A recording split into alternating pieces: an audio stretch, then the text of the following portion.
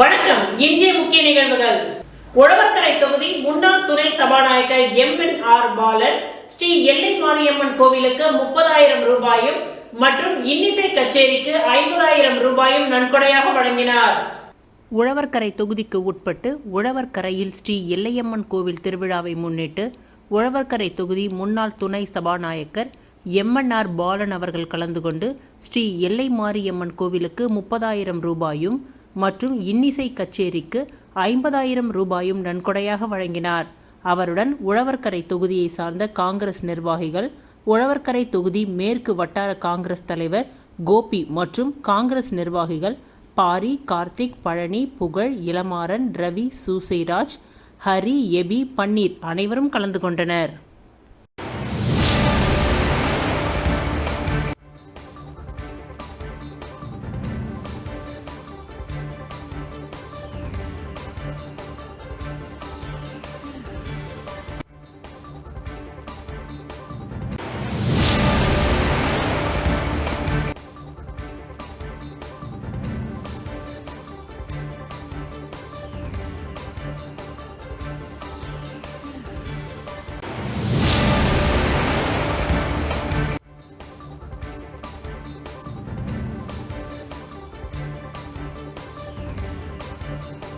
புதுச்சேரி நெல்லித்தோப்பு சாலை ஓரம் உள்ள தடுப்பு கட்டை மீது நின்றிருந்த மர்ம காரில் ரத்தம் சொட்ட சொட்ட வாலிபர் சடலமாக இருந்த சம்பவம் புதுச்சேரியில் பரபரப்பை ஏற்படுத்தியுள்ளது.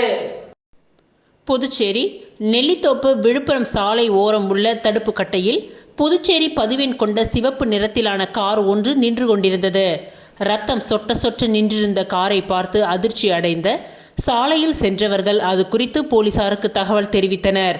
இந்த தகவலின் பெயரில் சம்பவ இடத்திற்கு வந்த உருளையன்பேட்டை போலீசார் பூட்டிய காரில் உள்ளே இருந்த சடலத்தை மீட்டு அரசு மருத்துவமனைக்கு பிரேத பரிசோதனைக்கு அனுப்பி வைத்தனர். பூட்டிய காரில் ரத்தம் சொட்ட சொட்ட சடலமாக கிடந்த வாலிபர் குறித்து விசாரணை செய்து வருகின்றனர். மேலும் காரில் இறந்து கிடந்த வாலிபர் கொலை செய்யப்பட்டாரா அல்லது விபத்து ஏற்பட்டு படுகாயம் அடைந்து இறந்து விட்டாரா என்பது குறித்து போலீசார் தீவிர விசாரணை நடத்தி வருகின்றனர். சாலை ஓரம் நிறுத்தப்பட்டிருந்த மர்மமான காரில் ஆண் சடலம் இருந்த சம்பவம் புதுச்சேரியில் பெரும் பரபரப்பை ஏற்படுத்தியுள்ளது.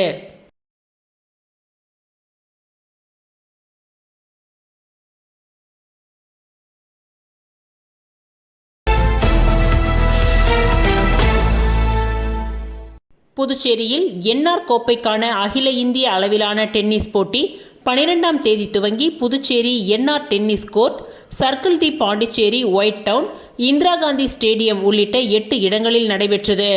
3 நாட்கள் நடைபெற்ற இந்த போட்டியில் தமிழ்நாடு, ஆந்திரா, கர்நாடகா, கேரளா உள்ளிட்ட பல்வேறு மாநிலங்களில் இருந்து 553 வீரர்கள் மற்றும் வீராங்கனைகள் கலந்து கொண்டு விளையாடினர். தொடர்ந்து இறுதிப் போட்டி மற்றும் வெற்றி வீரர்களுக்கு பரிசுகள் வழங்கும் நிகழ்வு கோரிமேடு விளையாட்டு மைதானத்தில் நடைபெற்றது. இதில் சிறப்பு விருந்தினராக கலந்து கொண்ட முதலமைச்சர் ரங்கசாமி வெற்றி பெற்ற வீரர்களுக்கு சுமார் 6 லட்சம் ரூபாய் மதிப்பிலான பரிசுகள் மற்றும் விருதுகளை வழங்கி கௌரவித்தார். இந்த நிகழ்ச்சியில் சட்டமன்ற உறுப்பினர்கள் ஏகேடி ஆறுமுகம், கேஎஸ்பி ரமேஷ் உள்ளிட்ட விளையாட்டு வீரர்களும் கலந்து கொண்டு சிறப்பித்தனர்.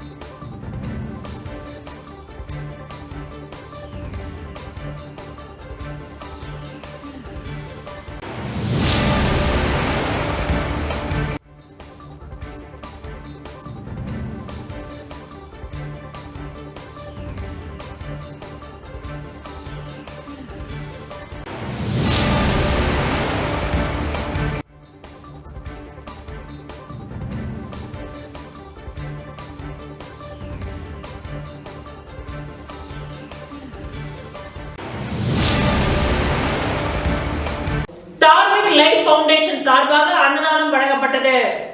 புதுச்சேரி அரசு ராஜீவ்காந்தி மகப்பேறு மருத்துவமனையில் இன்று 15/9/2025 திங்கட்கிழமை தார்மிக் லைஃப் ஃபவுண்டேஷன் சார்பாக அன்னதானம் வழங்கப்பட்டது.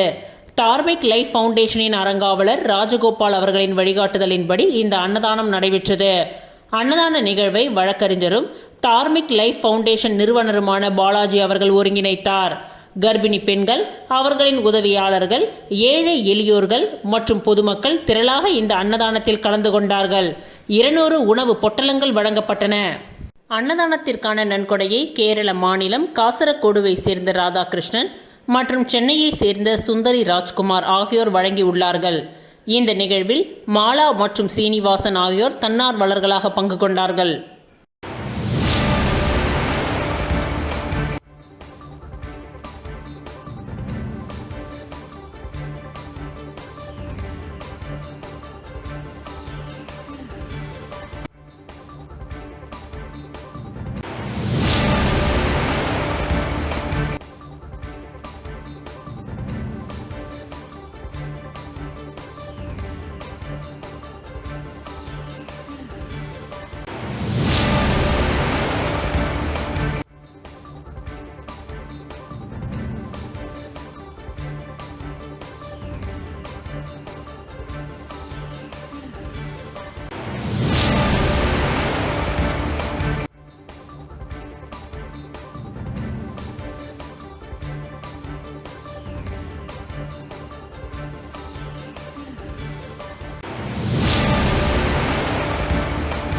லாரி விபத்தில் மூளை சாவு அடைந்த நபரின் சிறுநீரகங்கள் மற்றும் கல்லீரல் ஆகியவற்றை வெற்றிகரமாக அறுவை சிகிச்சை செய்து உயிருக்கு ஆபத்தான நிலையில் இருந்த நோயாளிக்கு பொருத்தி ஈஸ்ட் கோஸ்ட் மருத்துவமனையில் மருத்துவ குழுவினர் சாதனை படைத்துள்ளனர். லாரி விபத்தில் மூளை சாவு அடைந்த நபரின் சிறுநீரகங்கள் மற்றும் கல்லீரல் ஆகியவற்றை வெற்றிகரமாக அறுவை சிகிச்சை செய்து உயிருக்கு ஆபத்தான நிலையில் இருந்த நோயாளிக்கு பொருத்தி ஈஸ்ட் கோஸ்ட் மருத்துவமனையின் மருத்துவ குழுவினர் சாதனை படைத்துள்ளனர். இது குறித்து மூலக்குளம் ஈஸ்ட் கோஸ்ட் மருத்துவமனையின் சேர்மன் டாக்டர் முருகேசன், துணை சேர்மன் டாக்டர் சத்யவேணி, மருத்துவமனையின் இயக்குனர் டாக்டர் வெங்கட்ராம் ஆகியோர் இன்று நிபுணர்களிடம் கூறுகையில், கடந்த சில நாட்களுக்கு முன்பு திண்டிவனம் அருகே ஏற்பட்ட விபத்தில் ராமு வயது 55 என்பவர் படுகாயமடைந்தார். அவர் மேல் சிகிச்சைக்காக ஈஸ்ட் கோஸ்ட் மருத்துவமனைக்கு கொண்டு வரப்பட்டார். அவருக்கு மருத்துவமனையில் தீவிர சிகிச்சை அளிக்கப்பட்டது. திடீரென அவர் மூளை சாவு அடைந்தார். அவரது உறுப்புகளை தானம் செய்ய ராமு வீட்டார் முன் வந்தனர். இந்நிலையில் அவரது உறுப்புகளை மாற்று அறுவை சிகிச்சை செய்ய மாற்று அறுவை சிகிச்சை கமிட்டியினர் இது குறித்து ஆலோசனை நடத்தினர். பின்னர் ராமுவின் சிறுநீரகங்கள் மற்றும் கல்லீரல் அறுவை சிகிச்சை செய்ய முடிவு செய்யப்பட்டது. அதன்படி நேற்று ஞாயிற்றுக்கிழமை இரவு மூளை சாவடைந்த ராமுவின் உடல் உறுப்புகள் வெற்றிகரமாக அகற்றப்பட்டு 2 சிறுநீரகங்களில் ஒன்று ஒரு ஆணுக்கும் மற்றொன்று ஒரு பெண்ணுக்கும் வெற்றிகரமாக பொருத்தப்பட்டது. கல்லீரல் புதுச்சேரி MGM மருத்துவமனைக்கு அனுப்பி வைக்கப்பட்டது. இந்த உறுப்பு மாற்று அறுவை சிகிச்சையை வெற்றிகரமாக செய்து முடித்த டாக்டர் முருகேசன் தலைமையிலான மருத்துவ குழுவினர் doctor Vel Aravindan, doctor Arun, doctor Raheena, doctor Sivaraj, doctor Rathinavel Kamaraj, doctor Jayaram மற்றும் உறுப்பு மாற்று அறுவை சிகிச்சை ஒருங்கிணைப்பாளர்கள் பிரதீப் குமார், செல்வ முருகன் ஆகியோர் பாராட்டப்பட்டனர். ஈஸ்ட் கோஸ்ட் மருத்துவமனையில் இதுவரை 25 உறுப்பு மாற்று அறுவை சிகிச்சைகள் வெற்றிகரமாக மேற்கொள்ளப்பட்டுள்ளது என்பது குறிப்பிடத்தக்கது. புதுச்சேரி தனியார் மருத்துவமனை வரலாற்றில் மூளை சாவடைந்த நோயாளிகளின் சிறுநீரகங்கள் அகற்றப்பட்டு 2 பேருக்கு ஒரே நேரத்தில் பொருத்தப்பட்டது இதுவே முதல் முறை என்பது குறிப்பிடத்தக்கது. இந்த செய்தியாளர்கள் சந்திப்பின் பொழுது மருத்துவமனையின் பொது மேலாளர் ராமலிங்கம், தலைமை நிர்வாக அதிகாரி அப்துல் உள்ளிட்ட பலர் உடனிருந்தனர்.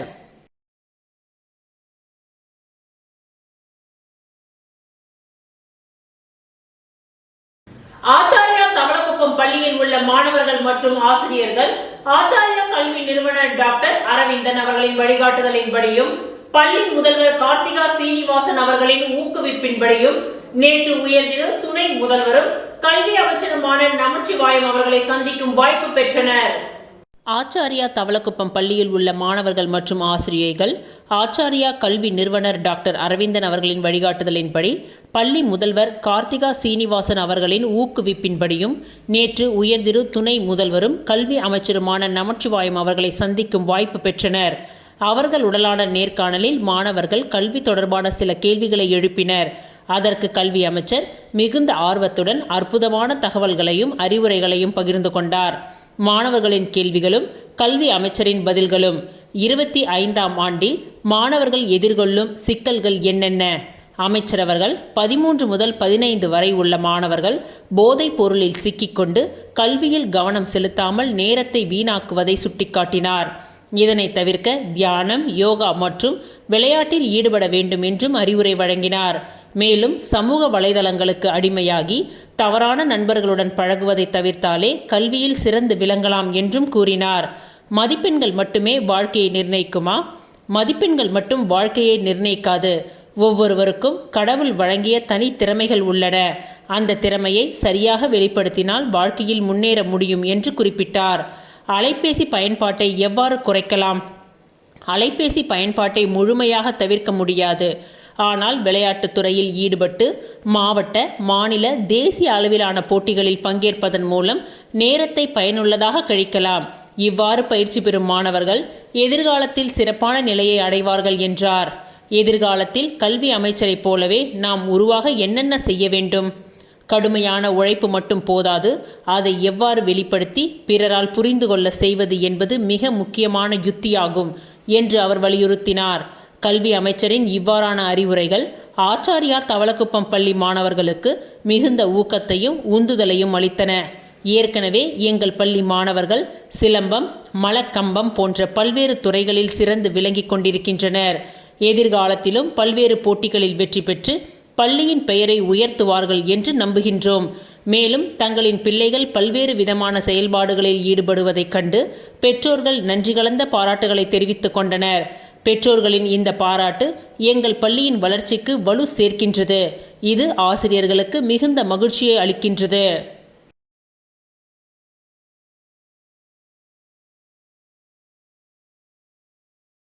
ஃபோன் யூஸ் பண்ணுறது ரொம்ப அதிகமாக இருக்குது சார். இப்போ இந்த ஃபோன் யூஸ் பண்ணுறதை நாங்கள் ஸ்டூடெண்ட்ஸான நாங்கள் ஸ்டாப் பண்ணுறதுக்கு என்னென்ன ஆக்டிவிட்டீஸ்லாம் நாங்கள் கான்சென்ட்ரேட் பண்ணால் அதை நாங்கள் ஸ்டாப் பண்ண முடியும்? சுத்தமாக ஃபோனை யூஸ் பண்ணக்கூடாதுன்றதும் இல்லை. ஃபோனில் நல்ல விஷயங்களும் இருக்குது, கெட்ட விஷயங்களும் இருக்குது. அளவுக்கு மிஞ்சினால் அமிர்தமும் விஷம். எல்லா விட்டு மற்ற எந்த வகையில் நம்ம போகலாம்னு சொன்னால் ஸ்போர்ட்ஸ் ஆக்டிவிட்டி. ஸ்போர்ட்ஸ் தான் நமக்கு உடலையும் மனதையும் ஒருநிலைப்படுத்தக்கூடிய ஒரு ஆக்டிவிட்டி. ஸ்போர்ட்ஸு, யோகா, நம்ம பேரண்ட்ஸ் கிட்ட உரையாடுறது, பேசுறது, அவங்க நம்ம ஃபேமிலியுடைய சூழ்நிலைகளை தெரிஞ்சுக்கிறது. மின்துறையை தனியார் மயமாக்கிய புதுச்சேரி அரசுக்கு புதுச்சேரி மாநில மக்கள் முன்னேற்ற கழகம் கண்டன தீர்மானம் நிறைவேற்றியுள்ளது. புதுச்சேரி மாநில மக்கள் முன்னேற்ற கழகத்தின் மாநில செயற்குழு கூட்டம் நேற்று காலை கட்சியின் தட்டாஞ்சாவடி தலைமை அலுவலகத்தில் நடைபெற்றது. இந்த கூட்டத்திற்கு கட்சியின் தலைவர் பேராசிரியர் ராமதாஸ் தலைமை ஏற்றார். பொதுச் செயலாளர் பேராசிரியர் ராஜன் வந்திருந்த அனைவரையும் வரவேற்று பேசினார். இந்த கூட்டத்தில் நிறைவேற்றப்பட்ட தீர்மானங்கள் பின்வருமாறு: 2026 சட்டமன்ற தேர்தலில் 3வது அணி அமைத்து 30 தொகுதிகளிலும் போட்டியிடுவது, 3வது அணி அமைப்பது பற்றிய பேச்சுவார்த்தையை நடத்துவதற்கு பொதுச் செயலாளர் தலைமையில் ஒரு குழு உருவாக்கப்பட்டது. இந்திய துணை ஜனாதிபதியாக தேர்வு செய்யப்பட்ட புதுச்சேரி மாநிலத்தின் முன்னாள் கவர்னர் CB ராதாகிருஷ்ணன் அவர்களுக்கு வாழ்த்து தெரிவிக்கப்பட்டது. புதுச்சேரியில் தனியார் தேர்வு ஆணையம் அமைத்த கவர்னர் கைலாஸ்நாதன் அவர்களுக்கு பாராட்டு தெரிவிக்கப்பட்டது. புதுவை மாநிலத்தில் மின்துறையை தனியார் மயமாக்கிய புதுச்சேரி அரசுக்கு கண்டனம் தெரிவிக்கப்பட்டது. மாசுபட்ட குடிநீரை அருந்தி உயிர் நீர்த்தவர்களுக்கு அஞ்சலி செலுத்தப்பட்டது. புதுவை மாநிலம் முழுவதும் தூய்மையான குடிநீரை வழங்க புதுச்சேரி அரசுக்கு கோரிக்கை விடப்பட்டது. ரேஷன் கடைகளின் மூலம் வழங்கப்பட்டு வந்த இலவச அரிசியை தொடர்ந்து வழங்க வலியுறுத்தப்பட்டது. உச்சநீதிமன்றம் வழங்கிய ஆசிரியர் தகுதி தேர்வு எழுதாமல் தற்பொழுது பணியில் உள்ள ஆசிரியர்களை காப்பாற்ற நடவடிக்கை எடுக்க வேண்டுகோள் விடுக்கப்பட்டது. புதியதாக நியமிக்கப்பட உள்ள ஆசிரியர்களுக்கு தகுதி தேர்வை கட்டாயமாக்கவும் கோரிக்கை விடப்பட்டுள்ளது.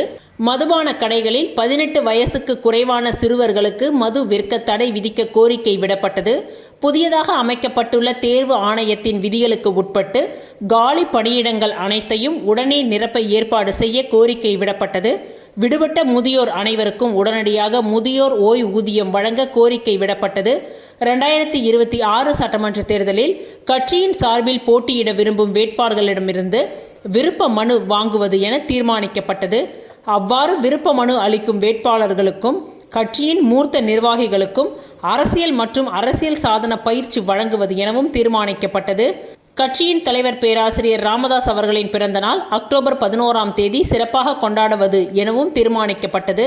இந்த கூட்டத்தில் கழகத்தின் துணைத் தலைவர் நித்யானந்தம், பொருளாளர் செல்வகுமாரி, அமைப்பு செயலாளர் ரவிக்குமார், காரைக்கால் மாவட்ட தலைவர் கணபதி சுப்பிரமணியன், முனுசாமி, ஜிடி இளங்கோவன், இதயவேந்தன், தனஞ்செழியன், முருகன், தொகுதி பொறுப்பாளர்கள் உப்பளம் செல்வம், தயாளன், காலாப்பட்டு குமார், டெல்லி பாபு உள்ளிட்ட மாநில நிர்வாகிகளும் செயற்குழு உறுப்பினர்கள் மற்றும் தொகுதி பொறுப்பாளர்களும் இதில் கலந்து கொண்டனர். இந்த கூட்டத்தில் கட்சியின் உறுப்பினர்களாக சேர்ந்த மகளிர் பாராட்டப்பட்டனர்.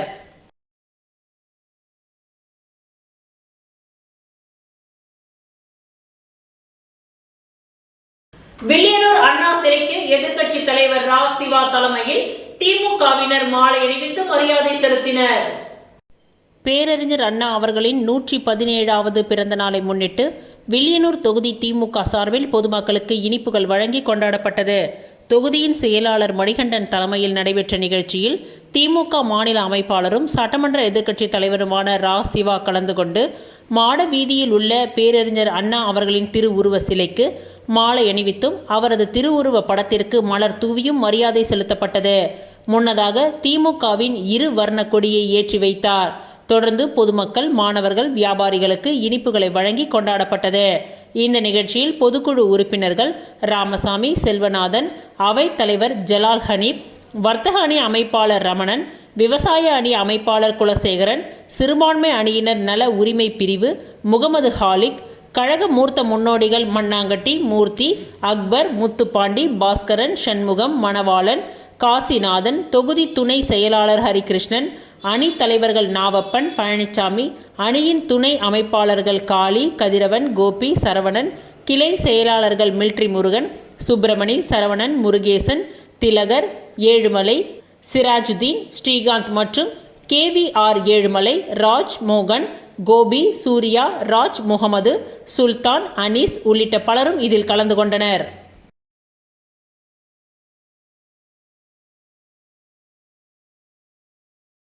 திருச்சிற்றம்பலம் வேதபுரீஸ்வரர் நகரில் எழுந்தருளி உள்ள குஹானந்த சித்தர் பீடத்தில் லலிதாம்பிகை வராகி ராகுகால பூஜைகள் நடைபெற்றது. விழுப்புரம் மாவட்டம் வானூர் வட்டம் திருச்சிற்றம்பலம் வேதபுரீஸ்வரர் நகரில் அமைந்துள்ள குஹானந்தர் சித்தர் பீடத்தில் எழுந்தருளி அருள்பாலித்துக் கொண்டிருக்கும் அன்னை ஓம் ஸ்ரீ லலிதாம்பிகை திதி நித்திய ராஜ மாதாங்கி கால பைரவர் பத்ரகாளி மகாவராகிக்கு ஞாயிற்றுக்கிழமை ராகுகால பூஜை, அபிஷேகம், வாசனை திரவியங்கள், மஞ்சள் தூள், குங்குமம், பால், தயிர், இளநீர், கரும்புச்சாறு, நாற்றங்க பைத்திய மாவு, அரிசி மாவு, பஞ்சாமிரதம், சந்தனம், பன்னீர், விபூதி, ஸ்வர்ணம், நகையால் அபிஷேகம், கலசம், மகா அபிஷேகம், சோட சுப்ராசம் நடைபெற்று விசேஷ அலங்காரத்தில் அர்ச்சனை, மகா ஆரத்தி, பிரசாதம் வழங்கப்பட்டது. ராகு காலத்தில் அன்னை வராகியை வழிபட்டால் தீராத கடன், கல்யாணம், புத்திர பாக்கியம், உத்தியோகம், பில்லி, சூனியம், ஏவல், செய்வினை, பூமி சம்பந்தப்பட்ட வழக்குகள், பூமியில் விளைச்சல், விலை ஏற்றம், கோர்ட் சம்பந்தப்பட்ட வழக்குகள் மற்றும் நாகதோஷங்களும் பரிகாரங்கள் செய்யப்படும். அனைத்தும் நிவர்த்தியாகும். தேங்காய் தீபம் ஏற்றி விராலி மாலை சார்த்தி அர்ச்சனை செய்தால் அனைத்து விதமான பிரச்சனைகளுக்கும் தீர்வு காணும். ஜெய் வராகி விழாவை ஏற்பாடு செய்த ட்ரஸ்ட் நிர்வாகிகள் மற்றும் ஸ்ரீ வித்யா வராகி உபாசகர் ஸ்ரீ ஸ்ரீ ஸ்ரீ சக்தி சுவாமிகள் தலைமையில் நடைபெற்றது.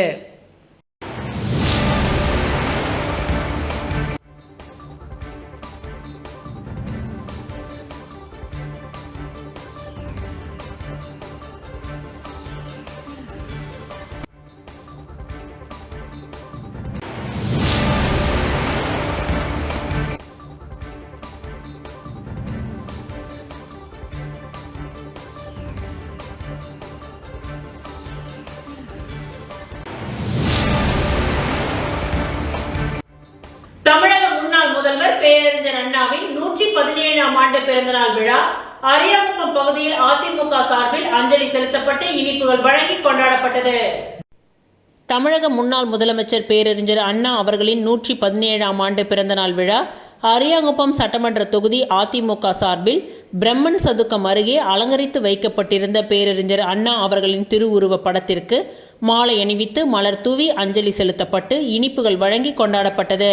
இந்த நிகழ்ச்சியில் அதிமுக மாநில கழக பொருளாளர் ரவி பாண்டுரங்கன் தலைமையிலும் தொகுதி செயலாளர் ராஜா முன்னிலையிலும் நடைபெற்ற இந்த நிகழ்ச்சியில் மாநில கழக துணை செயலாளர் கணேசன், தொகுதி அவைத் தலைவர் ராஜேந்திரன், மீனவர் அணி இணை செயலாளர் ரவி என்கின்ற ராஜவேலு, தொகுதி துணை செயலாளர் சிவா, வார்டு கழக செயலாளர்கள் ஜெயக்குமார், பாலு, சிவரவி, ரங்கநாதன், ஆறுமுகம், ஏழுமலை, நாராயணன், ரவி என்கின்ற செங்கேணி, நாகப்பன், கோபி, சிவபாரதி, ரங்கன், ராமலிங்கம், காத்தவராயன், குமரேசன், ஆதி, அசோகராஜ் மற்றும் விஸ்வா, சிம்பு, பரத் என கழக நிர்வாகிகள் பலர் கலந்து கொண்டு சிறப்பித்தனர்.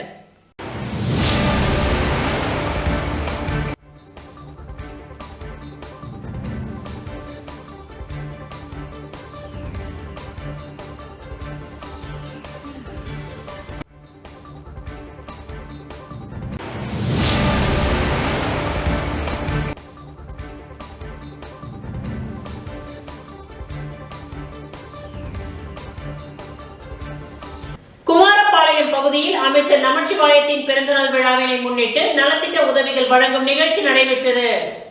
புதுச்சேரி மாநிலம் மண்ணாடிப்பட்டு சட்டமன்ற தொகுதிக்கு உட்பட்ட குமரபாளையம் பகுதியில் அமைச்சர் நமச்சிவாயத்தின் பிறந்தநாள் விழாவினை முன்னிட்டு அருள்மிகு தண்டுமாரியம்மன் கோவிலில் ஜெயலட்சுமி துளசிங்கம் ஏற்பாட்டில் நலத்திட்ட உதவிகள் வழங்கும் நிகழ்ச்சி நடைபெற்றது. இதில் உள்துறை அமைச்சர் நமச்சிவாயம் கலந்து கொண்டு விழாவிற்கு தலைமை தாங்கி சுமார் 500க்கும் மேற்பட்ட பொதுமக்களுக்கு நலத்திட்ட உதவிகளை வழங்கினார். முன்னதாக ஆலயத்தில் அமைச்சரின் பெயரில் சிறப்பு பூஜைகள் மற்றும் அபிஷேக ஆராதனைகள் செய்யப்பட்டது. தொடர்ந்து சுவாமி தரிசனம் செய்த அமைச்சருக்கு முதல் மரியாதை செய்து ஆளுயர மாலை அணிவித்து பிறந்தநாள் வாழ்த்துக்கள் தெரிவிக்கப்பட்டது. இதனைத் தொடர்ந்து கேக் வெட்டி இனிப்புகள் வழங்கி பொதுமக்களுக்கு நலத்திட்ட உதவிகளாக புடவை வழங்கி இந்நிகழ்ச்சியை துவக்கி வைத்தார்.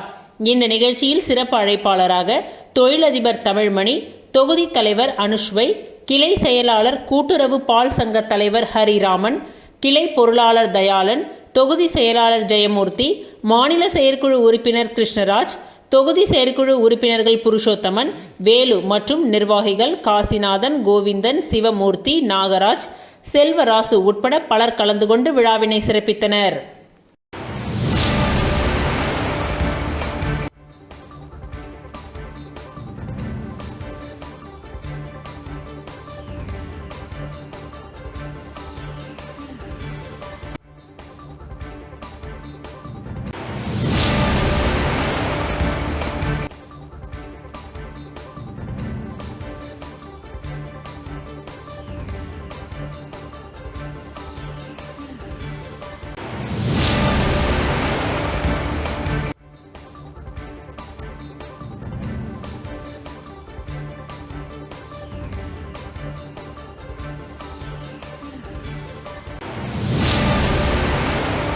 SN நண்பர்கள் நடத்தும் பெத்தாங் போட்டி வீரர்களுக்கு பாஜக நிர்வாகி சந்திரமோகன் சீருடை வழங்கி துவக்கி வைத்தார்.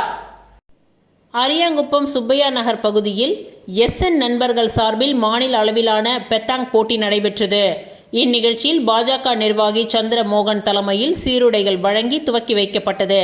மேலும் விழாவில் அரியாங்குப்பம் பாரதிய ஜனதா கட்சியின் தொகுதி தலைவர் வசந்த், பாஜக துணைத் தலைவர் அன்பு என்கின்ற அன்பழகன், தொழிலதிபர் செந்தில்குமார், லக்ஷ்மி குரூப்ஸ் பொது செயலாளர் முருகன் ஆகியோர் சிறப்பு விருந்தினர்களாக கலந்து கொண்டு மாநில அளவிலான பெத்தாங் போட்டியினை துவக்கி வைத்தனர். 2 நாட்கள் நடைபெற்ற இந்த போட்டியில் சுமார் 166 அணிகள் பங்கு பெற்று போட்டியிட்டது என்பது குறிப்பிடத்தக்கது.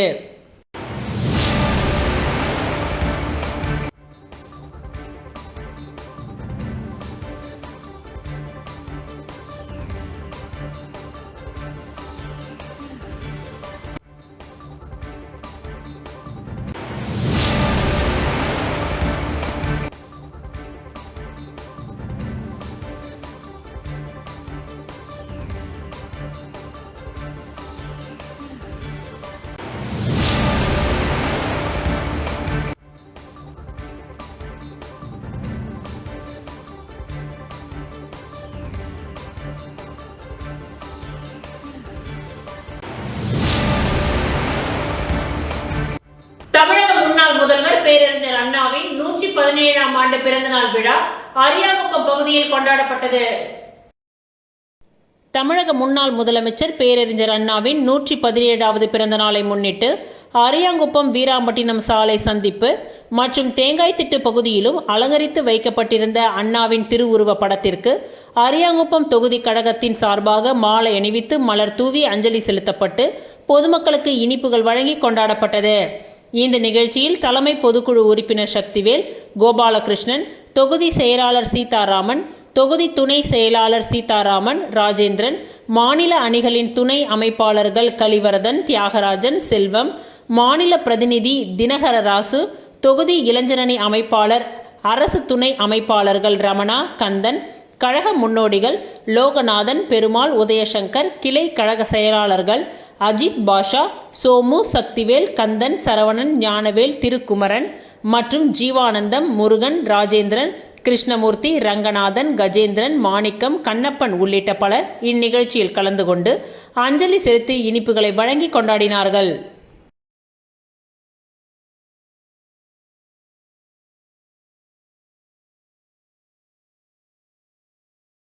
பேரறிஞர் அண்ணாவின் 117வது பிறந்த நாளை முன்னிட்டு அரியாங்குப்பம் தொகுதி திமுக சார்பில் அஞ்சலி செலுத்தப்பட்டு இனிப்புகள் வழங்கப்பட்டது. எம்ஜிஆர் பேரவை சார்பில் பேரறிஞர் அண்ணாவின் 117வது பிறந்தநாள் விழாவை முன்னிட்டு தலைவர் சுப்பிரமணியன் தலைமையில் அண்ணா சிலைக்கு மாலை அணிவித்து மரியாதை செலுத்தப்பட்டது. இந்நிகழ்ச்சியில் பேரவையின் பொருளாளர் ரங்கநாதன், இணை செயலாளர் சாம்ராஜ், துணைத் தலைவர் ஜெயராம், மகளிரணி தலைவி காமாட்சி மற்றும் உயர்மட்ட குழு உறுப்பினர்கள் சிவக்குமார், ராஜா, தரணி தேவி, வெற்றிவேல், தாசில்தார் பிரபாகரன் மற்றும் புதுச்சேரி எம்ஜிஆர் பேரவையினர் கலந்து கொண்டு மாலை அணிவித்து மரியாதை செலுத்தினர்.